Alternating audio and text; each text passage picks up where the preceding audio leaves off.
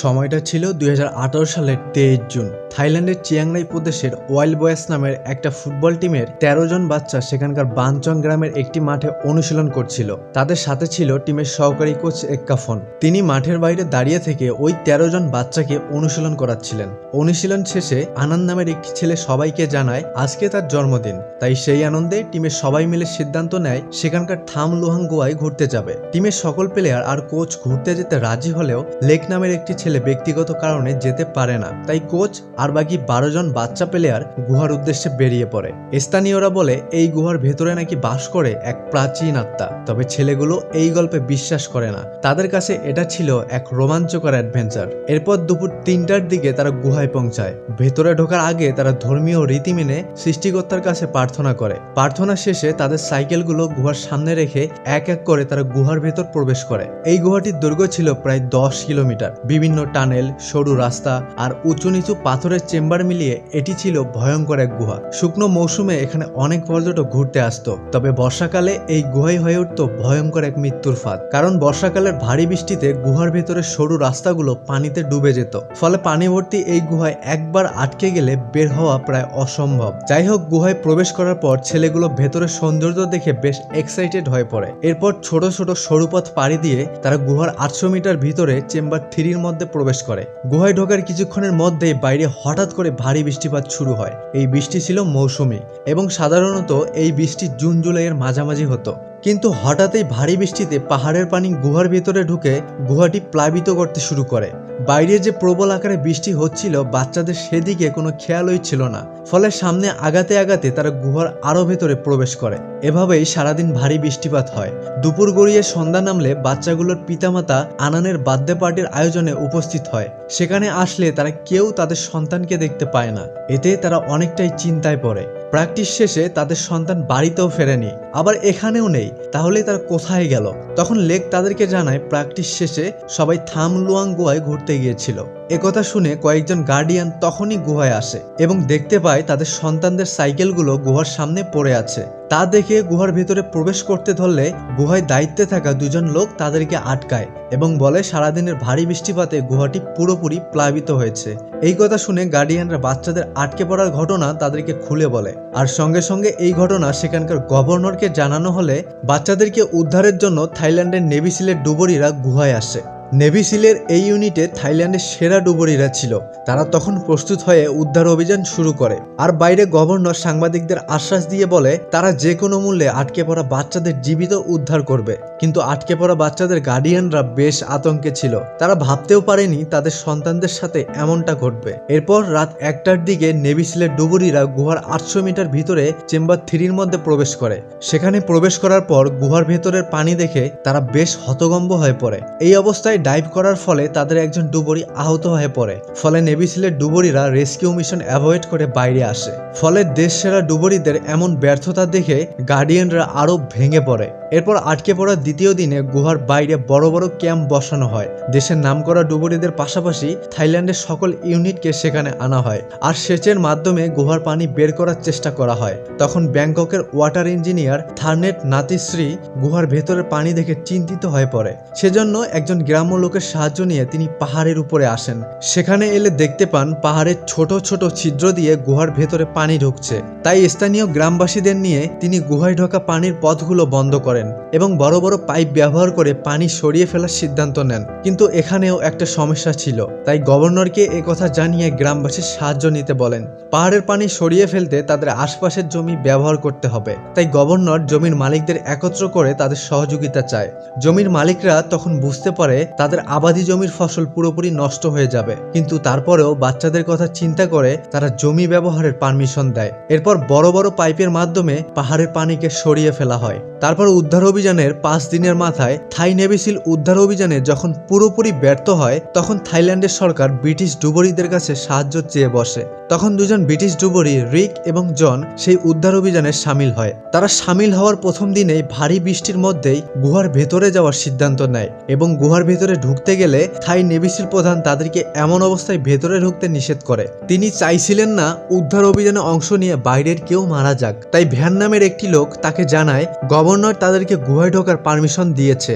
আর রিক এবং জন হচ্ছে বিশ্বমানের নামকরা ডুবুরি, তাই নিজেদেরকে তারা সামলে নিতে পারবেন। ভ্যান ছিল থাইল্যান্ডে বসবাসরত একজন ব্রিটিশ নাগরিক, আর গুহা সম্পর্কে তার পর্যাপ্ত ধারণা ছিল। তাই ভ্যানের রিকোয়েস্টে নেভিসিল প্রধান তাদেরকে গুহায় ঢোকার পারমিশন দেয়। তারা ভেতরে ঢুকলে দেখতে পায় গুহাটি পুরোপুরি পানিতে তলিয়ে গিয়েছে, এমনকি এখনো গুহার ভিতরে পানি ঢুকছে। কিন্তু তারপরেও মনে সাহস নিয়ে তারা উদ্ধার অভিযান শুরু করে। ভেতরের রাস্তাগুলো এতটাই ছোট ছিল যে সেখান দিয়ে কোনো মতে নিজের দেহটুকুই বের করা যাচ্ছিল। এভাবেই তারা খুব কষ্টে প্রায় 4 ঘন্টা ডাইভ করে গুহার 1600 মিটার ভেতরের টি জাংশন এরিয়ায় ঢুকে পড়ে। এরপর তারা আবারও ডাইভ শুরু করে, কিন্তু গুহাটি এতটাই বিপজ্জনক ছিল যে উপর থেকে নেমে আসা পানির চাপে গুহার পাথর ভেঙে পড়তে শুরু করে। ফলে এমন অবস্থায় ডাইভ করা তাদের পক্ষে কষ্টকর এবং বিপজ্জনক হয়ে পড়ে। তখন তারা উদ্ধার অভিযান বন্ধ করে গুহা থেকে বেরিয়ে আসে এবং গভর্নরকে বলে তারা টি জাংশন পর্যন্ত পৌঁছাতে পেরেছে। টি জাংশনের সামনের পথ অনেকটা বিপজ্জনক হওয়ায় তারা সামনে যেতে পারেনি। উদ্ধার অভিযানের 7 দিনের মাথায় বিশ্বব্যাপী আটকে পড়ার এই ঘটনা টিভিতে প্রচার করা হয়, আর গভর্নর সকল ডাইভার আর রেস্কিউ টিমের সদস্যদেরকে নিয়ে মিটিংয়ে বসে। গভর্নর চাচ্ছিল যত তাড়াতাড়ি সম্ভব বাচ্চাদেরকে জীবিত উদ্ধার করতে, কিন্তু থাই নেভিসিল জানায় এমন ভারী বৃষ্টিপাতে গুহায় ঢোকা ডাইভারদের জন্য বিপদ ডেকে আনতে পারে। তাই বৃষ্টি থেমে গেলে তারা পুনরায় উদ্ধার অভিযান শুরু করবে। ঠিক তখন রিক আর জন গভর্নরকে জানায় তারা দুজন এমন অবস্থার মধ্য দিয়েও গুহার ভিতরে ঢুকতে পারবে। এমন বিপজ্জনক গুহায় এর আগেও অনেকবার তারা ডাইভ করেছে। রিক আর জনের কথায় সবাই রাজি হলেও গভর্নর আপাতত উদ্ধার অভিযান বন্ধ রাখার সিদ্ধান্ত নেয়, কেননা তিনি চাইছিলেন না তাড়াহুড়ো করতে গিয়ে কোনো ডাইভার বিপদে পড়ুক। এরপর 9ম দিনে বৃষ্টি থেমে গেলে উদ্ধার অভিযান শুরুর আগ মুহূর্তে গুহার ভেতরে ধর্মীয় নিয়ম মেনে গার্ডিয়ান, রেস্কিউ টিমের সদস্য এবং গ্রামের লোকজন মিলে সৃষ্টিকর্তার কাছে প্রার্থনা করে তাদের ছেলেদেরকে যেন তারা জীবিত উদ্ধার করতে পারে। এরপর প্রার্থনা শেষে রিক আর জনকে পুনরায় গুহার ভেতরে পাঠানো হয়। তারা প্রায় 4 ঘন্টা ডাইভ করে টি জাংশন এরিয়ায় পৌঁছায়। টি জাংশন পার করার পর রিক আর জন ধাপে ধাপে সামনে আগাতে থাকে। তারা ঘন্টার পর ঘন্টা ডাইভ করে গুহার 2.5 কিলোমিটার ভেতরে পাটায়া বিচ চেম্বারের মধ্যে পৌঁছায়। এমন অবস্থায় এই জায়গাটিও পুরোপুরি পানিতে তলিয়ে গিয়েছিল। এরপর তারা আবারও সামনে আগায় এবং প্রায় 2 ঘন্টার পথ পাড়ি দিয়ে গুহার 2500 মিটার ভেতরে চেম্বার 9-এ পৌঁছায়। ঠিক তখন সেখানকার উঁচু একটা পাথরের মধ্যে তারা বাচ্চাদেরকে দেখতে পায়। তারা সবাই জীবিত ছিল। তাদেরকে এমন অবস্থায় দেখে রিক আর জন বিশ্বাস করতে পারছিল না তারা বেঁচে আছে। বাচ্চাদের অবস্থাও তেমন একটা ভালো ছিল না। খাবারের অভাবে একদিকে তারা মানসিকভাবে ভেঙে পড়েছিল, অন্যদিকে তাদের শারীরিক অবস্থাও বেশ খারাপ ছিল। তখন রিক এবং জন তাদের আশ্বাস দিয়ে বলে খুব তাড়াতাড়ি তাদেরকে এখান থেকে উদ্ধার করা হবে, তাই সকল বাচ্চাকে আশা বাঁচিয়ে রাখতে বলে। এই বলে তাদের কাছ থেকে বিদায় নেওয়ার সময় বাচ্চাদের একত্র করে তাদের ছবি তুলে নেয়। এরপর তারা কয়েক ঘন্টা ডাইভ করে নিরাপদে গুহার বাইরে আসে আর নেভিসিলকে বাচ্চাদের বেঁচে থাকার প্রমাণ দেয়। নেভিসিল প্রধান বাচ্চাদের বেঁচে থাকার কথা সঙ্গে সঙ্গে গভর্নরকে জানিয়ে দেয়। আর এই কথা তখন জানাজানি হলে গার্ডিয়ান সহ সেখানে উপস্থিত হাজারো মানুষ নিজেদের মনে শান্তি ফিরে পায়। এরপর রিক এবং জন একটা সফল মিশন শেষ করে গুহা থেকে বের হতে ধরলে সেখানে উপস্থিত মানুষের কাছে যে ভালোবাসাটা পায় সেটা ছিল একেবারেই অকল্পনীয়। তারা ভাবতেও পারেনি রাতারাতি তারা সেলিব্রিটি হয়ে যাবে। এরপর রাতের বেলা গভর্নর রিক আর জনের কাছে আসে, তাদেরকে জানায় আগামীকাল থাই নেভি গুহায় ঢুকে বাচ্চাদের উদ্ধার করবে। রিক তখন গভর্নরকে এমন একটা কথা জানায় তা শুনে গভর্নর সহ সবাই চিন্তায় পড়ে যায়। তারা যখন প্রথমবার ডাইভ করেছিল এবং টি জাংশন থেকে ফিরে আসার সময় তারা একজন কর্মীকে উদ্ধার করেছিল। তার বয়স ছিল 30 বছরের মতো। তারপরও লোকটি এতটাই ভয় পেয়েছিল যার কারণে সে মরতে মরতে কোনো মতে বেঁচে গিয়েছিল। আর এমন অবস্থায় আমরা যদি বাচ্চাদেরকে উদ্ধার করার চেষ্টা করি তাহলে সেটাই তাদেরকে মৃত্যুর মুখে ঠেলে দিবে। তারা এমনিতেই যেরকম ভয় নিয়ে 10 দিন কাটিয়েছে, এমন অবস্থায় তাদেরকে বের করতে গেলে পথেই দম আটকে গিয়ে তারা সবাই মারা যাবে। আর গুহার ভেতরে যে মাত্রায় পানি আছে তাতে পৃথিবীর কোনো ডুবুরি তাদেরকে জীবিত উদ্ধার করতে পারবে না। এদিকে গুহার ভেতর আটকে পড়ার 11 দিনের মাথায় বাচ্চারা উদ্ধার হওয়ার আশা ছেড়ে দেয়। তারা মনে করে তাদেরকে উদ্ধার করা হবে না। সবাই তখন আশা হারালেও তাদের কোচ আশা হারায় না। তিনি সবাইকে বিশ্বাস রাখতে বলেন খুব দ্রুতই তাদেরকে উদ্ধার করা হবে। পরের দিন বাচ্চাদের কাছে খাবার পৌঁছাতে থাই নেভি সিলকে প্রস্তুত করা হচ্ছিল।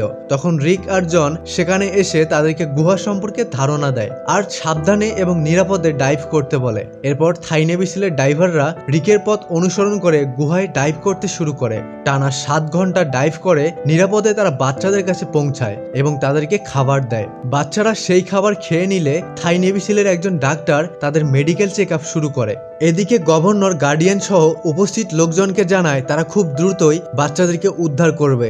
গভর্নর নিজেও জানতো বাচ্চাদেরকে তারা জীবিত উদ্ধার করতে পারবে না, তারপরেও সে সবাইকে আশা হারাতে না বলে। তখন আটকে পড়া বাচ্চাদের মধ্যে চাই নামের ছেলেটির মা ততক্ষণে বুঝতে পারে গভর্নর আর থাই নেভি সিল অযথা সময় নষ্ট করছে। তার বাচ্চার আটকে পড়ার 12 দিন কেটে গিয়েছে, কিন্তু তারপরেও তাদেরকে উদ্ধারে গভর্নর কিছুই করতে পারছে না। ফলে উপস্থিত অনেক লোকজনের সামনে গভর্নরের কাছে জানতে চায় তারা এখনো বাচ্চাদেরকে উদ্ধার করছে না কেন। মহিলাটির এমন কথার জবাবে গভর্নর আর কোনো উত্তর দিতে পারে না।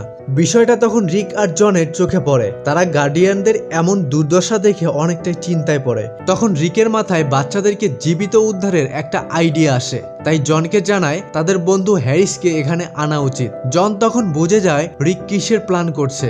এই প্ল্যানটা অনেকটাই ঝুঁকিপূর্ণ, কিন্তু বাচ্চাদেরকে জীবিত উদ্ধারে এটা করা ছাড়া তাদের হাতে আর কোনো অপশন নেই। তাই তারা ডাক্তার হ্যারিসের সাথে দলের আরো কয়েকজন ডুবুরিদের এখানে আনার সিদ্ধান্ত নেয়। এরপর 14 দিনের মাথায় ডাক্তার হ্যারিসকে তারা থাইল্যান্ডে নিয়ে আসে এবং রিক তার কাছে সাহায্য চেয়ে বলে একমাত্র সেই বাচ্চাদেরকে জীবিত উদ্ধারে সাহায্য করতে পারে। একথা শুনে হ্যারিস বুঝে যায় তাকে কি করার কথা বলছে। সে জানায় এটা ইল্লিগাল আর এভাবে পৃথিবীর ইতিহাসে কোথাও উদ্ধার অভিযান চালানো হয়নি। এই বলে হ্যারিস সেটি করতে অস্বীকার করে। তারপর পরের দিন থাই নেভি সিলের ডুবুরিরা বাচ্চাদের জন্য খাবার নিয়ে গুহায় ডাইভ করে। এমন অবস্থায় সানাম নামের একজন ডাইভারের অক্সিজেন সিলিন্ডার পাথরের সাথে আটকে যায়। সানাম সিলিন্ডারের বেল্ট খুলে সেটিকে পাথরের মধ্য থেকে বের করতে ধরলে সিলিন্ডারের মেইন পাইপ লিক হয়ে অক্সিজেন পুরোপুরি বের হয়ে যায়। এতে অক্সিজেনের মাত্রা একদম কমে এলে দম বন্ধ হয়ে সেখানেই তার মৃত্যু হয়। সানামের মৃতদেহ বাইরে আনা হলে সবাই বেশ ভেঙে পড়ে। যেখানে একজন প্রশিক্ষিত ডাইভার সুরক্ষিত নয়, সেখান দিয়ে কিভাবে বাচ্চাদেরকে উদ্ধার করা যাবে। তাই এমন অবস্থা দেখে ডাক্তার হ্যারিস শেষমেশ রিকের প্ল্যানে রাজি হয় এবং এই প্ল্যানটি তারা গভর্নরের কাছে শেয়ার করে। বাচ্চাদেরকে বাঁচাতে তারা অ্যানেস্থেসিয়া ব্যবহার করবে। অ্যানেস্থেসিয়া হলো অজ্ঞানকারী ইনজেকশন পদ্ধতি। বাচ্চাদের উদ্ধার করার সময় তারা আতঙ্কিত হয়ে অক্সিজেন মাস্ক খুলে ফেলতে পারে। এমন অবস্থায় দম আটকে তারা মারাও যেতে পারে। এক্ষেত্রে তাদের উপর অ্যানেস্থেসিয়া প্রয়োগ করা হলে সবাই অজ্ঞান হয়ে পড়বে। ফলে ড্রাইভাররা খুব সহজভাবে তাদেরকে গুহা থেকে বের করতে পারবে। এই অ্যানেস্থেসিয়ার প্রয়োগ পৃথিবীর ইতিহাসে আগে কখনো করা হয়নি। এটা সহজ মনে হলেও বাস্তবে এর পরিণতি খুবই ভয়ানক ছিল।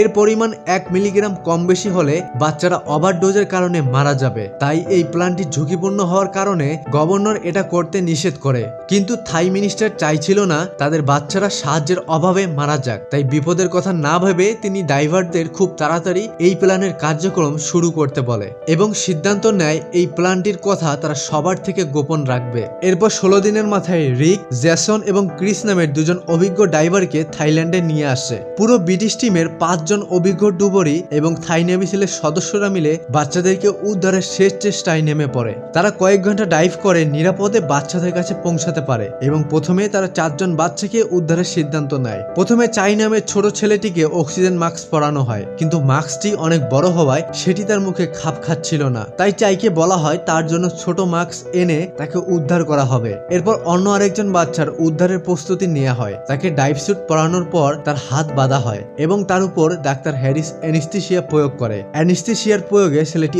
অজ্ঞান হলে তাকে অক্সিজেন মাস্ক পরানো হয় এবং পা বাঁধার পর তাকে পানিতে ডুবিয়ে অক্সিজেনের মাত্রা চেক করা হয়। সবকিছু ঠিকঠাক ভাবে কাজ করতে শুরু করলে ব্রিটিশ ডুবুরি তাকে গুহা থেকে বের করার প্রক্রিয়া শুরু করে। বাচ্চারা তখন অনেক আতঙ্কিত ছিল, কিন্তু উদ্ধার হতে এটা মেনে নেওয়া ছাড়া তাদের হাতে আর কিছু করারই ছিল না। যাই হোক, প্রায় 7 ঘন্টা ডাইভ করে তারা প্রথম মাসুম বাচ্চাটিকে নিরাপদে গুহা থেকে বের করতে সক্ষম হয় আর সঙ্গে সঙ্গে মেডিকেল টিম তাকে চেক আপ করে এবং চিকিৎসার জন্য তাকে হসপিটালে পাঠানো হয়। তারপর ধাপে ধাপে আরো 3 জন বাচ্চাকে সুরক্ষিতভাবে গুহা থেকে বের করে আনা হয়। 4 জন বাচ্চাই জীবিত ছিল আর তাদের চিকিৎসার জন্য সবাইকে হসপিটালে পাঠানো হয়। পরের দিন আবারও উদ্ধার অভিযান শুরু হয় এবং ধাপে ধাপে এক এক করে 5 জন বাচ্চাকে সুরক্ষিতভাবে গুহা থেকে উদ্ধার করা হয়। অবশেষে 10 জুলাই 18 দিনের মাথায় বাকি 4 জন বাচ্চা ও তাদের কোচকে উদ্ধারের আগ মুহূর্তে ব্রিটিশ ডুবুরিরা গুহায় ঢুকতে গেলে অনেকটাই ভয় পেয়ে যায়। তাদের কাছে গুহায় ঢোকা প্রায় অসম্ভব বলে মনে হয়। আসলে গতকাল রাতে এত পরিমাণ বৃষ্টি হয়েছিল যার ফলে গুহার ভেতরের পানির পরিমাণও অনেকটাই বেড়ে গিয়েছিল, কিন্তু তারপরেও ব্রিটিশ ডুবুরি টিম জীবনের ঝুঁকি নিয়েও তাদেরকে উদ্ধারের সিদ্ধান্ত নেয় আর কয়েক ঘন্টা ডাইভ করে নিরাপদে তারা বাচ্চাদের কাছে পৌঁছায় এবং অ্যানেস্থেসিয়া প্রয়োগ করে ধাপে ধাপে তাদের উদ্ধার অভিযান শুরু করে। তবে আগের দিনগুলোর তুলনায় আজকে ডুবুরিদের বেশ কষ্ট হচ্ছিল। তারা বের হওয়ার রাস্তা দেখতে পাচ্ছিল না। গুহাটি এতটাই বিপজ্জনক হয়ে গিয়েছিল যার ফলে যে কোনো সময় দুর্ঘটনা ঘটতে পারত, কিন্তু তারপরেও ব্রিটিশ ডুবুরিরা শত বাধা পেরিয়ে 4 জন বাচ্চাকে সুরক্ষিতভাবে উদ্ধার করতে পারে। ফলে আজকে 4 জন বাচ্চা সহ মোট 12 জন বাচ্চা এবং তাদের কোচকে তারা জীবিত উদ্ধার করতে পারে। ডুবুরিদের এই উদ্ধার অভিযান সফল হলেও তারা গুহার ভিতরে যে ধরনের সমস্যা মোকাবেলা করেছে সেগুলো সত্যিই অনেক কষ্টের ছিল। তারপরেও যেভাবে তারা জীবনের ঝুঁকি নিয়েও বাচ্চাদের পাশে দাঁড়িয়েছিল সেটি ছিল প্রশংসার দাবিদার। কিন্তু তাদের এই উদ্ধার অভিযানে একজন সাহসী ডুবুরিকে তাদের হারাতে হয়েছিল। আর ব্রিটিশ ডুবুরিদের কথা না বললেই নয়, বিশেষ করে রিক এবং জন আর সর্বশেষ ডাক্তার হ্যারিস বাচ্চাদেরকে উদ্ধারে যেভাবে নিজেদেরকে বিলিয়ে দিয়েছিলেন তার জন্য হাত তুলে স্যালুট জানানো উচিত। থাইল্যান্ডের মানুষ এই নির্মম সত্য ঘটনা কখনোই ভুলতে পারবে না। সেই সাথে বহিরাগত ডুবুরিদের অবদানও তারা অস্বীকার করতে পারবে না। সেই সাথে পুরো দুনিয়াও দেখেছিল মানুষ চাইলে কত কিছুই করতে পারে। আর থাইল্যান্ডের মানুষ যেভাবে দিনরাত এক করেছিল বাচ্চাদেরকে ফিরিয়ে আনার, তার মাধ্যমে বোঝাই যায় মানবতাই বিপদের একমাত্র বন্ধু। পুরো পৃথিবীর 17 দেশের 5000 মানুষ সেই উদ্ধার অভিযানে আত্মনিয়োগ করেছিল, যার ফলে 12 জন বাচ্চা আর তাদের কোচকে জীবিত উদ্ধার করা সফল হয়েছিল। ছেলেগুলো তাদের জীবন পেয়ে খুশি, গার্ডিয়ানরা তাদের সন্তান পেয়ে আরো খুশি, সেই সাথে থাইল্যান্ডের মানুষজন মানবতা পেয়ে তাদের থেকে আরো খুশি। এমন একটি হ্যাপি এন্ডিং এর মাধ্যমে গল্পটির সমাপ্তি ঘটে। মুভিতে গল্পটি শেষ হলেও তার চিরতরে থাইল্যান্ডের মানুষের মনে গেঁথে থাকবে আজীবন। আজকে এই পর্যন্ত। গল্পটি কেমন লাগলো সেটা অবশ্যই কমেন্টে জানাবেন আর চ্যানেলে নতুন হলে সাবস্ক্রাইব করে নেবেন, কারণ আমি মুভি এক্সপ্লেনের পাশাপাশি সত্য ঘটনাগুলো আপনাদের কাছে তুলে ধরবো। আশা করছি আজকের এই গল্পটি আপনাদের খুব ভালো লেগেছে। তো দেখা হচ্ছে খুব তাড়াতাড়ি অন্য কোনো মুভির এক্সপ্লেন ভিডিও নিয়ে।